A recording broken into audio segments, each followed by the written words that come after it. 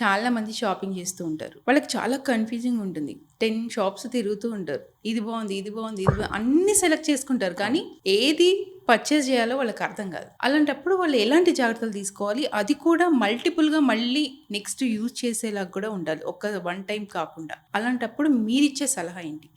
Basic జనరల్‌గా చూస్తేనేమో because of social media influence అవ్వచ్చు. Too much stuff into your brain కాబట్టి you already have lot of styles that you fed your brain. For example బ్రైడే తీసుకుందాం. Bride is getting ready for our shopping అనుకుందాం.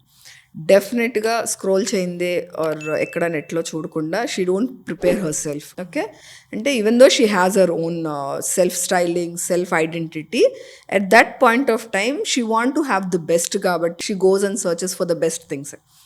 అవన్నీ already మైండ్లో ఉండటం వల్ల once they go lively for the shopping, నిజంగా చెప్పాలంటే దే లాట్ ఆఫ్ కన్ఫ్యూజన్. ఎందుకంటే నేనే చాలా మంది బ్రైడ్స్ని కలుస్తాను డైరెక్ట్గా. They end up with the confusion itself. అంటే ఆ పాయింట్ ఆఫ్ టైంలో they really don't know what to pick, what to figure out and what they need the best and what goes good for them అని.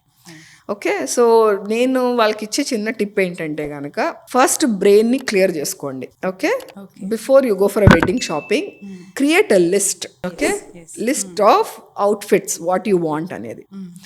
Then start with research of your boutique or wherever you want to go అని.